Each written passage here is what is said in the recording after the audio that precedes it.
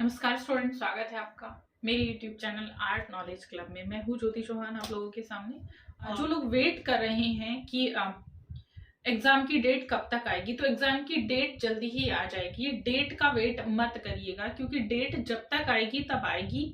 अभी आप लोग सिर्फ और सिर्फ अपनी पढ़ाई पर फोकस करिए, वो बहुत जरूरी है। क्योंकि ये जो टाइम है ये रिवीजन का टाइम है, और मैं रिवीजन से जुड़ी हुई चीज ही लेकर आई हूँ।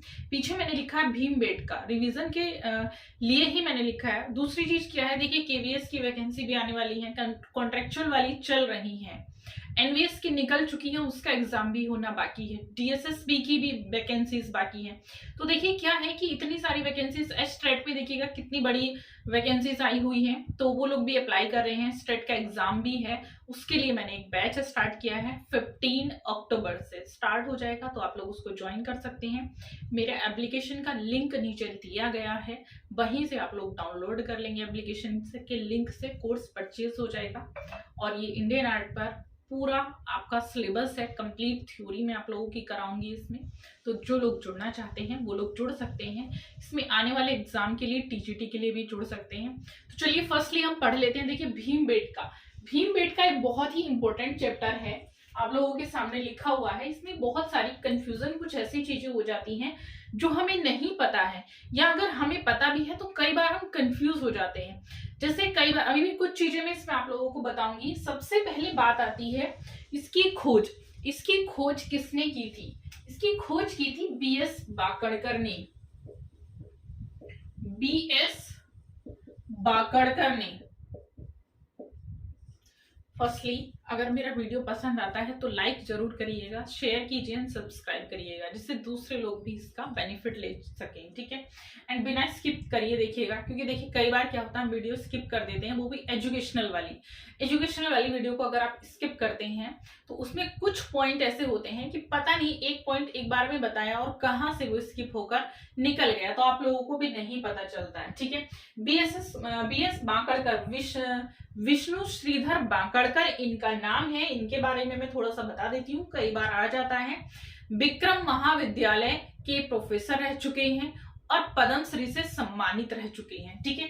अब बात आती है कि इन्होंने इन चित्रों की खोज कब की थी? 1958 में की थी। कब की थी? 1958 ईस्वी लिखेंगे यहाँ पर, राइट। इतना क्लियर है आप लोगों को, ठीक है। अब हम आगे बढ़ लेते हैं। देखिए जिला आता है, मतलब ये कहाँ है? तो ये है रायसेन। पहली बात, भीमबेटका क्या है? पहाड़ी है, ठीक है। देखिए भीमबेटका एक पहाड़ी है जो बलुआ पत्थर से बनी हुई है और है, ठीक। देखिए भीमबेटका एक पहाड़ी है जो भोपाल से लगभग 45 किलोमीटर दूर है, और होशंगाबाद से लगभग 30 किलोमीटर की दूरी पर है, ठीक है। मैं थोड़ा साइड हो जाती हूँ, आप लोगों को दिखेगा भी।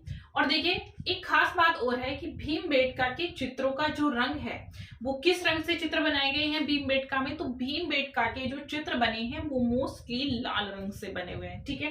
भीमबेटका एक पहाड़ी है, और ये पहाड़ी में इसकी ये जो आप देखते हैं पहाड़ी है, ये बलुआ पत्थर से बने हुए हैं। जहां पर ये चित्र बने हुए हैं, पहाड़ी बलुआ पत्थर से बनाई गई है, ठीक, बनी हुई है मतलब। तो इसमें जो चित्र आपको मिलते हैं शैलाश्रय, बहुत अधिक संख्या में यहाँ पर हमें चित्र मिलते हैं, और हम ये कहते हैं कि इतने ज्यादा चित्र हमें कहीं नहीं मिलते हैं, और हम इसको जू रॉक शेल्टर भी कहते हैं। अब हम इसके चित्रों के बारे में बात कर लेते हैं। सबसे पहले हम बात करेंगे ये कहाँ पर है। ये है रायसेन जिला, ठीक है। कहाँ पर है ये?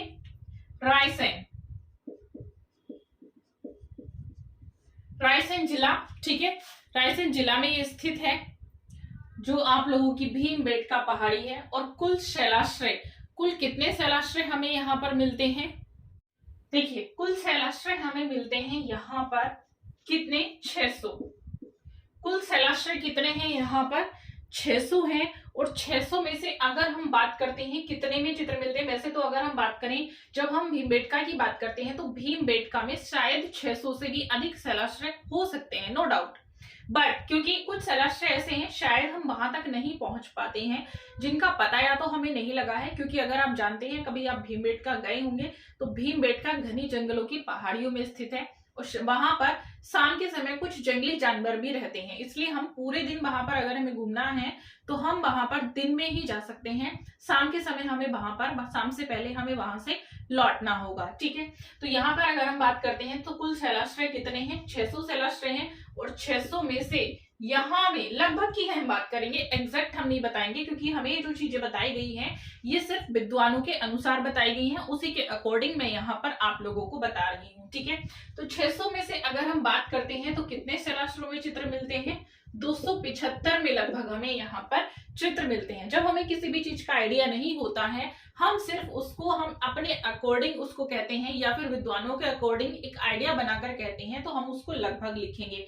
एग्जैक्ट हमें यहाँ पर अभी कुछ नहीं पता है। ठीक है, बुक्स आप उठाते हैं जब पढ़ने के लिए, बहुत सारे आप मैटर को ले लेते हैं, पीडीएफ ले लेते हैं, तो उसमें क्या होता है कि आप कंफ्यूज हो जाते हैं। कई बार मैं देखती हूँ आपके ग्रुप में चर्चा चलती है, आर्ट ज्ञान कला का जो ग्रुप है, कि उसमें आप बुक्स में कहते हैं कि इसका आंसर ये है, दूसरी बुक्स में आप कहते हैं उसका आंसर ये है। बुक्स गलत नहीं है, बुक्स गलत नहीं होती है। एक्चुअल में क्या है, आप जानते हैं आर्ट सब्जेक्ट को, कि इसमें एक ही क्वेश्चन के 2 आंसर हो सकते हैं, नो डाउट। बट क्यों हो सकते हैं, क्योंकि हर आयोग कई बार क्या होता है अपना एक अलग आंसर मानता है। अभी हिमाचल का जो एग्जाम हुआ उसमें आप जानते हैं लगभग 10 से 11 या मैं कहूंगी 10 लगभग क्वेश्चन का जो आंसर है वो गलत दिया गया है। अब हम ये कहेंगे कि वो बिल्कुल गलत नहीं हो सकता, कहीं ना कहीं उन्होंने आयोग ने माना है, तो कुछ उठाकर जहां उन्होंने देखा होगा कि इसमें ये लिखा हुआ है, क्योंकि कई बार आयोग मान लेते हैं। अब हिमाचल के आयोग ने माना, नेक्स्ट टाइम कोई और आयोग मानेगा उस क्वेश्चन के आंसर को गलत, तो वही बुक में छपेगा। अब अगर मैं बुक लिखती हूँ तो मैं हिमाचल का जो क्वेश्चन पेपर है मैं उसको लिखूंगी, अगर मैंने उसके साथ थ्योरी मेंशन नहीं की है तो आंसर आप लोग यही कहेंगे कि उसमें ये लिखा था। ठीक है, तो वो हम क्या कह लेंगे कि वो गलत है, हमारी बुक्स में गलत। तो देखिए, बुक्स में गलत नहीं होता, जो राइटर बुक्स लिखते हैं वो आयोग के अकॉर्डिंग लिखते हैं कि उस टाइम आयोग ने उसका आंसर क्या माना था। ठीक है, बट आपको गलत नहीं पढ़ना है, आपको सही पढ़ना है।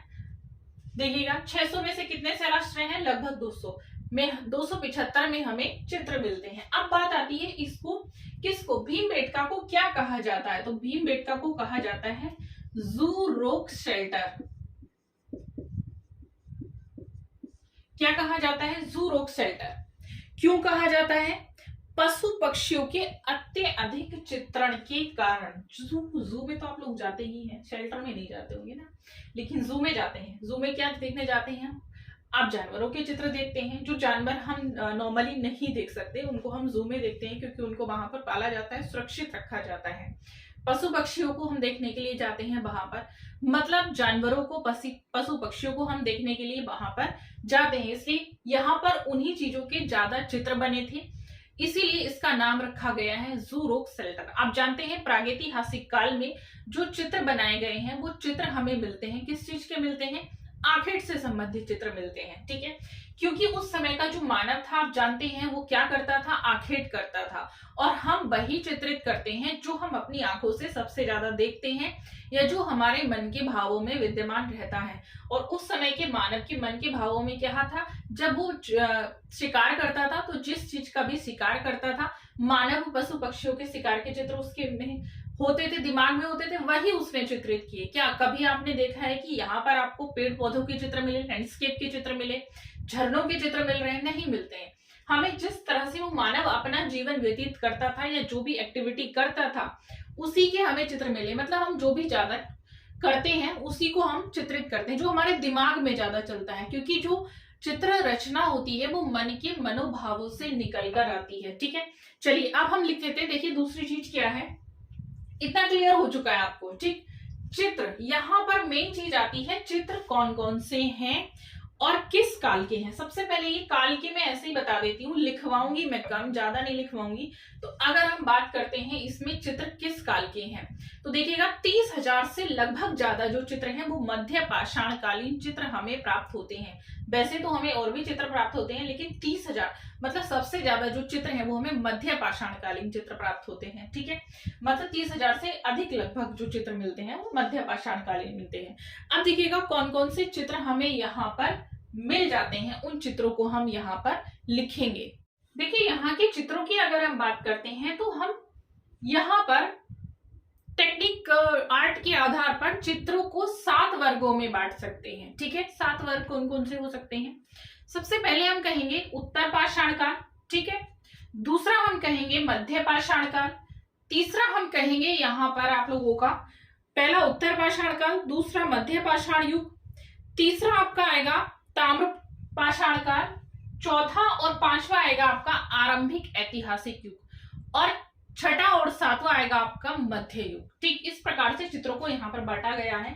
जैसे कि मैंने अभी बताया, यहाँ पर मध्य पाषाण युग के सबसे ज्यादा चित्र हमें यहाँ से प्राप्त होते हैं। ठीक है, तो चित्रों में अगर हम बात कर लेते हैं तो चित्रों को देख लेते हैं। देखिए, जब आखेट यहाँ पर दृश्य चित्रित किए गए हैं, आखेट इनका विषय था, भीमबेटका का ही नहीं पूरे प्रागैतिहासिक काल में आखेट विषय रहा है, तो जाहिर सी बात है जंगली जानवरों के चित्र यहाँ पर हमें अधिक मिले होंगे। ठीक, तो जंगली जानवरों के चित्र हमें यहाँ पर अधिक मिले भी हैं। कैसे मिले हैं, सबसे पहले हम देख लेते हैं जंगली भैंसा, जिसको हम बाइसन भी कहते हैं। ठीक है, दूसरा जादूगर का नृत्य, तीसरा बरहा जो जंगली सुअर का नृत्य, जंगली सुअर है, दो हाथी हमें यहाँ से मिलते हैं, शायद ये मेरे ख्याल से शिलास्त्र संख्या 1 से मिला हुआ है, घुड़सवार, पेड़ पर चढ़े हुए लंगूर, शरीर सज्जा का चित्र, शहद इकट्ठा करना यहाँ पर भी मिलता है। दूसरा है बाघ, गैंडे, सुअर, जंगली सांड, बारहसिंगा, हिरण। मतलब यहाँ पर हमें जानवरों की लड़ाई, जानवरों के सबसे अधिक चित्र, इस तरह के संगीत के चित्र भी हमें प्राप्त होते हैं, नृत्य के चित्र प्राप्त होते हैं, जानवरों के चित्र हमें यहाँ से प्राप्त होते हैं। तो इस प्रकार से हमें भीमबेटका में कुछ ऐसे चित्र प्राप्त होते हैं, मतलब बहुत सारे चित्र हमें यहाँ से मिलते हैं। अगर भीमबेटका को डीप में पढ़ा जाए तो बहुत कुछ है, लेकिन जो आपके टीजीटी पीजीटी से रिलेटेड है, मैं मानती हूँ इतना काफी है, चित्र है इसमें। मेन चीज क्या है, इसमें आपको क्या पढ़ना है, चित्रों को आपको डीप से पढ़ना है। आपको मेरा वीडियो कैसा लगता है मुझे बताएंगे जरूर कमेंट करके, कमेंट बॉक्स में दिया गया है, आप लोग कमेंट्स बताएंगे। दूसरी चीज, एक चीज और, नेक्स्ट आप लोगों को क्या पढ़ना है, सिंधु सभ्यता अगर कंटिन्यू करना है तो मैं इसके बाद सिंधु सभ्यता को लेकर आऊंगी। चलती हूँ, थैंक यू सो मच।